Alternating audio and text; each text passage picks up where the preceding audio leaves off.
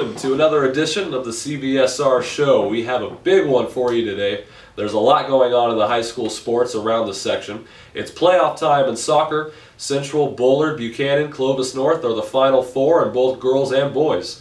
While the Broncos have been favored all year long to win it all, we think it's anybody's race, and we want to know what you think. Log on to CVSRGo.com and let us know, and we'll post the results online.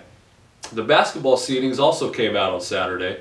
In boys, the CIF awarded #1 seeds to Central, Hanford, Roosevelt, Washington Union, and no surprise Immanuel in D5. For the girls, Hanford got the top spot. In Division II, it went Garces, D3, Selma, Lindsay, and Immanuel. We'll have Casey Musick on a little later. He'll sort it all out and let us know what he thinks. Plus, he's got a sit-down with first-year boys head coach Jason LeFore of Hoover High. But right now, it's time for the rewind. On Saturday, the best 8th grade basketball players came out to Hoover High School and they balled it up. The 2014 All-Valley 8th grade basketball all-star game featured more than 60 players from 26 junior highs ranging from Bakersfield all the way up to Merced. Adrian Martinez from Kastner was named MVP for the boys squad, and Kalijah Dean from Warren Middle School dominated the girls game to take the top honors. Ronnie Stapp from Tevis brought the crowd to its feet with his sick throwdown to walk away with the slam dunk trophy. And I know what you're thinking, 8th grade players, but these kids can ball, and it's an event you don't want to miss. We'll also be doing soccer later on this year. Check out allvalleyelite.org for all the contest winners, photos, and more upcoming contests. It was a banner week in the section in terms of record-breaking achievements. Clovis wrestler Nick Nevills set the California career pin record of 133 on the way to becoming just the second ever four-time Valley individual champion.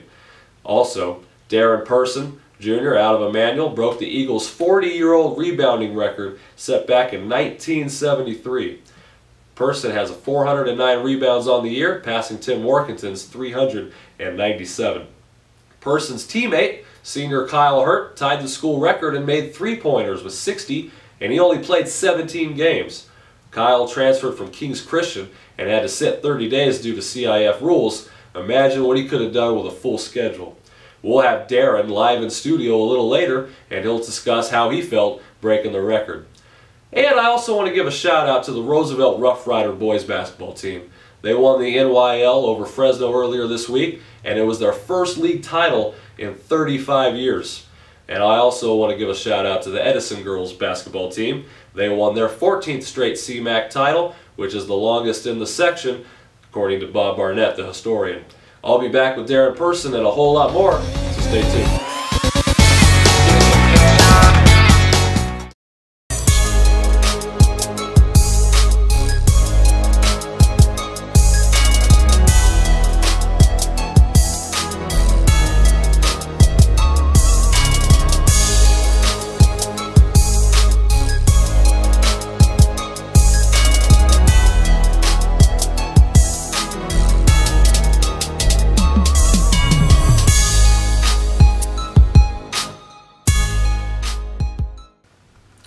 Alongside me now is Darren Person Jr., freshman at Immanuel basketball. Darren, the regular season's over. It's culminated in a 20-win season and a #1 seed for your Immanuel Eagles. You've transferred in with a couple other boys. How has the season been, just the regular season right now? How has it been, and is it kind of what you thought it might turn out to be?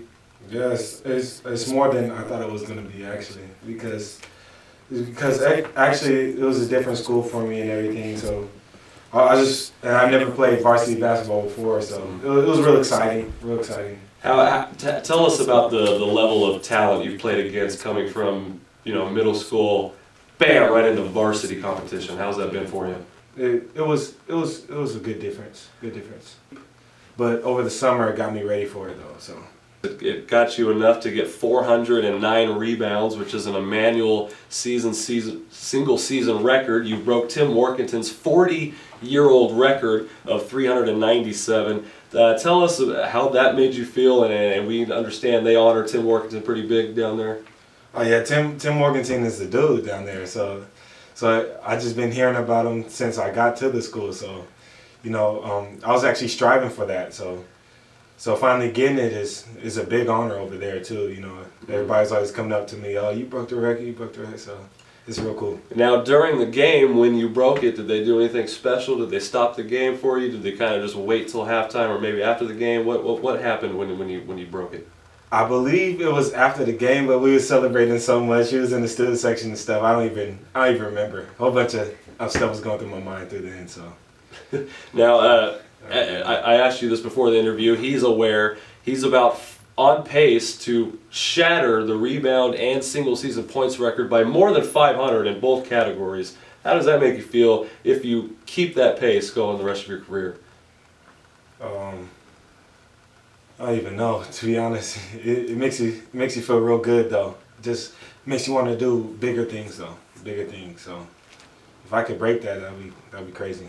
Now you and the rest of your teammates, a couple of guys have transferred in. Kyle Hurt's been playing pretty well. You guys have gelled as a new team this year. Kind of talk about the team, Coach Haydock, how you guys have just come together and performed so well.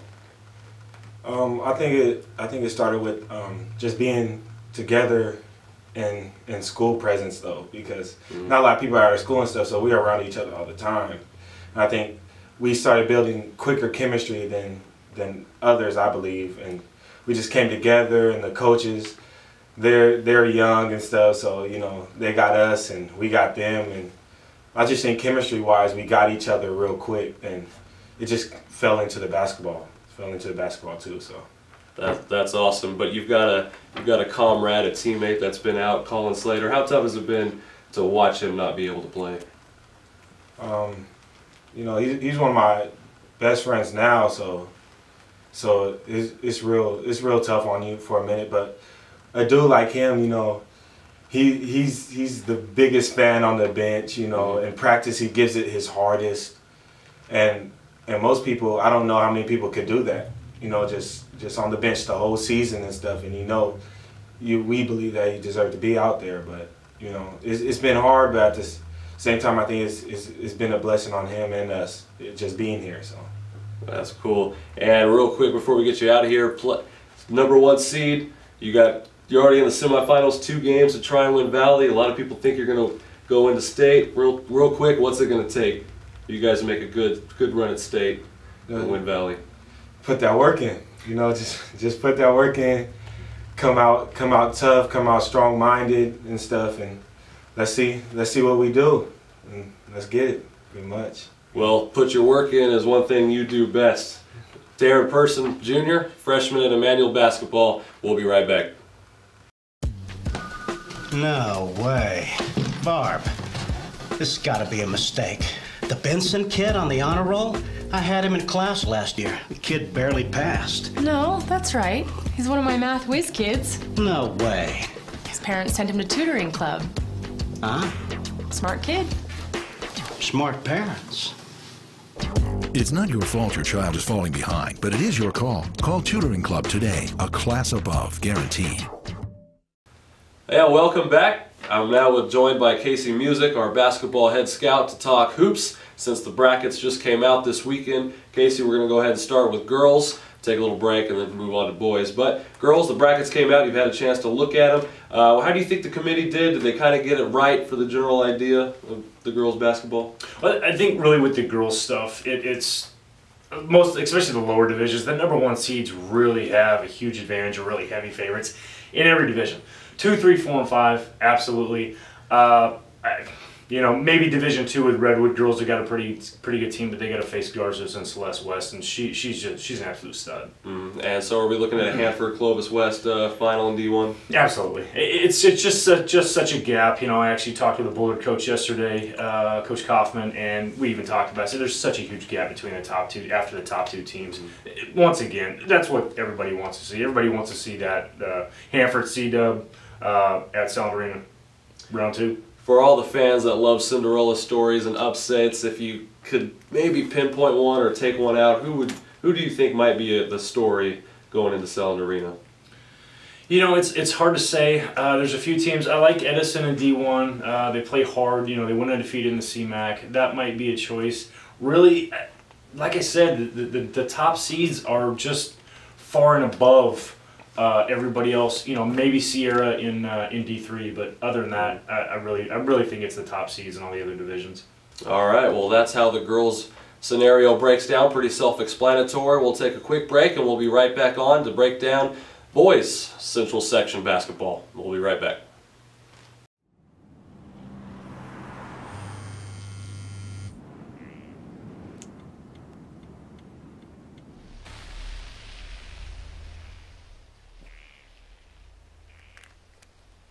Not only does texting while driving significantly reduce your reaction time, but you are also 10% more likely to leave your lane. This commercial was 30 seconds. That's all it takes to avoid a senseless tragedy. And we're back. Thanks for being with us. We're going to now break down boys basketball as the seedings have come out. So Casey, in the boys, kind of talk about a couple things that kind of grind your gears in regards to what the committee did this weekend. There's a few that are kind of glaring for me in a couple of different divisions. Just kind of a quick rundown. Bakersfield Christian at the number 4 seed. They finished off 14-0. I really thought they should probably be the number 2 seed right there. Centennial at number 9 in Division 1. Gosh, they've got some nice wins on the season. Right. The SWYL is a tough league this year. I really thought they could be in a top 6 seed, but kind of is what it is with the CIF. You never know what you're going to get. Mm-hmm. And kind of everybody's been talking about the Bullard at number 4. Kind of give us your take on how that broke down. You know what? I really had Bullard at number 4 in the last 2 weeks. They're obviously they had some injuries early in the season. Their record is not outstanding. I think they're about 6. I think they finished at 16-10.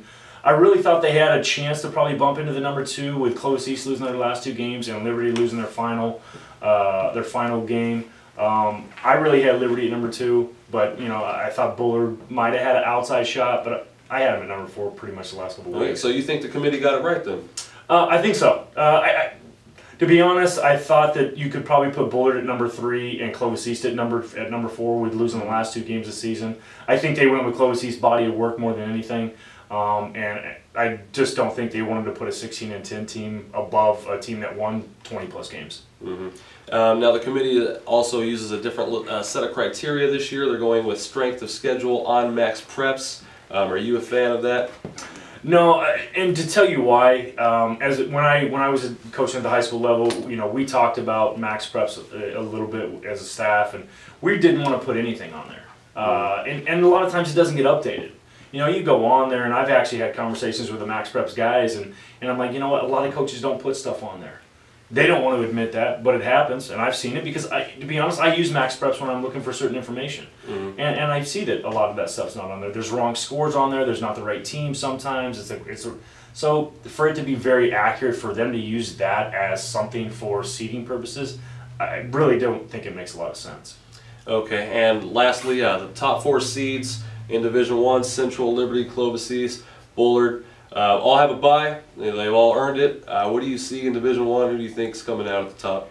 You know what? I really think your best game is going to be in semifinals. I think Central and Bullard. Mm-hmm. I think that's a great game. It's a great matchup. They both have all the pieces to win it all. On the other side, the other semifinal, you've got Clovis East and Liberty. That'll be a good game. They've already met each other early in the year. Liberty got that W at a tournament down in Bakersfield. But I really think your best game is the game that I really would like to have seen was Bullard and Central. The brothers. Oh wait, not the brothers anymore because he's not at Bullard, but right. Bullard and Central. I mean, I really would have liked to see that at Solon Arena. And real quick, lastly, any Cinderella's upsets stories in the boys? I don't know if you can call this a Cinderella, but I like Michinoke at number 5 in Division 3. You know what? Blake Shannon was out for probably, 8 to 10 games. Mm-hmm. He's really kind of starting to get, not quite 100% right now. He's getting close. Talked to his dad a little bit this last weekend.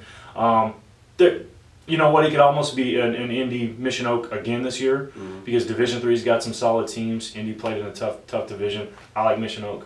There you go. He likes Michinoke. I do too. This man knows his basketball. He's watched over 170-plus games this year, something like that. He knows what he's talking about. Stick around. We'll be right back with much more of the show right after this. Intimidating on the mound, but I don't intimidate other students on campus. I'll make a no-look pass on the court, but no mean looks on campus. I'm rough on the field, but I never rough up another student. 7 out of 10 students each day witness bullying and do nothing about it. Take a stand. Stop it. That's enough. That's enough. No more threats. No more violence. Make a change. Try nice this year. Be kind on your campus. One of the rising stars of the coaching community is Jason LeFore, a former player at Clovis High and FPU. He's got ties to the Valley, and now he's head coach at Hoover High, coaching the boys. Our own Casey Musick caught up with them just this last week. Coach Musick here at Hoover High School with head boys basketball coach Jason LeFore. Jason, thanks for being with us today. Thank you very much for having me. So you're about 2/3 of the way through your very first season here at Hoover High School with the boys program. Tell us a little bit about how things are going and kind of what how the season's gone so far. Season's been a lot of ups and downs. Me taking the job a week before school started, always tough. Not getting a summer with them. We had our ups and downs. Felt like we take 4 steps forward and then we take probably about a good 3 steps back. We did it the past week where I thought we were striving, getting ready to go. We looked like we were going pretty well going in the playoffs, and then going into the sunny side, we just tanked and didn't play very well and looked like we took those steps back and bounced back against Reedley and hopefully getting ready tomorrow for Fresno High. But we've been up and down all year, and our record pretty much I think has shown it at 10-14. We're 500 in league, so. Okay, that's fair enough. It's kind of to be expected. Your first year in the program, kind of doing something new with these boys here. I've had some experience with some of these kids here. Who are some of your kids that you're really looking forward to? You're in the last week of league, looking forward to really kind of helping you make a push in the Division II playoffs this year.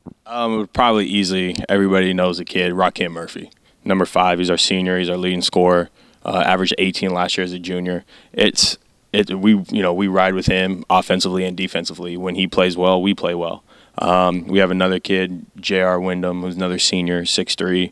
When he plays well, we play well. When he's a monster on the glass, we do great things. When we out-rebound teams, we do very well. We beat teams. And then the third person of our big 3 is our junior, Jerron Bowers, 6'2", long, lanky. When he plays aggressively, offensively, defensively, we're tough to beat. I've told my kids from the very beginning, when we play the way we're capable of playing, we can beat anybody. So you and I have coached together for a few years at Clovis North, being a Clovis Unified School. Now you're Hoover High School and a Fresno Unified School. Tell us a little bit of the differences that may be possibly good and bad, and what some of the challenges have been, or some of the struggles, or some of the things that you might like better. Probably the number one thing I like better is we definitely have athletes. Nothing against Clovis Unified's athletes, but we have probably this year, I probably have about 7-8 kids that can dunk on this year's team. Being at Clovis North, I don't think we had 7-8 guys in the last 4 years that could dunk. So to have that is something that I've relished and I appreciate. Fundamentals, I would say, fundamentally we're just not from top to bottom, are not as where we need to be as a program. And I think with the Clovis Unified model of having them start with little hoopsters, starting from kindergarten, building them way up to high school, playing together, that's something that you can see has paid dividends in Clovis Unified. And that's something we're trying to start here with. This year we did our first Little Pates, had a pretty good turnout of probably about a little over 100 kids. And the great thing I do like about Fresno Unified now is they are kind of changing to that Clovis Unified model of elementary schools will feed into junior highs, and those junior highs feed into the Hoover. So that is something I'm actually excited about, being able to know that I get to get the kids that I'm working with, where in years past you have kids that, you don't know where they're going. Yeah. And that's kind of the thing I'm dealing with now is our Awani team went undefeated, and I don't know how many of those kids actually are going to come to Hoover. And that's probably the most frustrating part about that. As far as you guys, how many feeder schools, how many junior highs do you have for Hoover High School? Supposedly after this year, I think we get 2 junior highs. We'll get Awani Middle School and Tioga Middle School, and I think there's 5 elementary schools that feed into Awani, 5 that feed into Tioga. But that doesn't really technically start, I think, till next year. So in 2 years, I'll have the feeder program set. But as this year, it's still kind of the crapshoot. You don't really know who you have coming in. It's kind of sad, but it's like you got to recruit kids in your neighborhood to make sure they come to your own school. Absolutely. Now, now we've always had what they call the AAU programs at the local high schools. It's not really AAU, but that's what they call it. They do the little local circuit here. What levels are you going to have? What levels are you looking to try to have come this spring when that all fires up? I'm hoping to have 4th through 8th. I'll coach the 8th grade team just so whoever is going to be on the 8th grade team, they get to understand my personality. I get to build those relationships, but they understand what I want, what it takes to play for me, what it takes to be part of my program. But hopefully if I can get 4th through 8th, I'll be happy. But realistically, I would like to, if I can get 6th through 8th. But I'm reaching for the stars with 4th through 8th. Absolutely. You got any 8th graders that can play for me? That's what I want to know. That's where I'm at. I got a couple. I'm just not sure if they're going to be at my school.